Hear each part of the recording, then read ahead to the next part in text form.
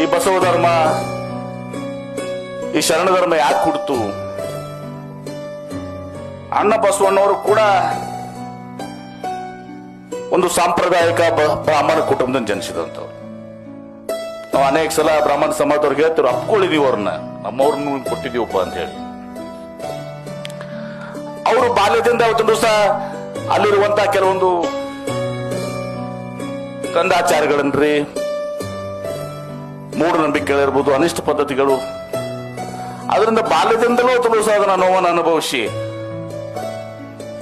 ತದನಂತರ ಅವರು ಬಿಜ್ಜಾಳಿನ ಆಸ್ಥಾನ ಮಂತ್ರಿಯಾಗಿ ಇವತ್ತು ಖಜಾನೆ ಜವಾಬ್ದಾರಿಯನ್ನು ಹೊತ್ತಿದ್ರು.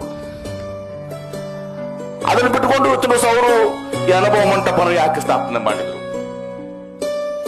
ಅಂದ್ರೆ, ಸಮಾಜದಲ್ಲಿ ಇವತ್ತೊಂದು ದಿವಸ ಏನು ಅಸಮಾನತೆ ಇದೆ, ಅಸಮಾನತೆ ಹೋಗ್ಬೇಕು, ಸಮಾನತೆ ಬರಬೇಕು, ಮೇಳು ಕೀಳು ಹೋಗ್ಬೇಕು, ಮೂಢನಂಬಿಕೆಗಳು, ಅನಿಷ್ಟ ಪದ್ಧತಿಗಳು, ಈ ಚತುರ್ವರ್ಣ ಏನು ಜಾತಿಯ ವ್ಯವಸ್ಥೆ ಇದೆ, ಈ ಚತುರ್ವರ್ಣ ಹೋಗ್ಬೇಕು ಅಂತ ಹೇಳಿ ಬಸವ ಧರ್ಮವನ್ನು ಹುಟ್ಟಾಕಿದ್ರು.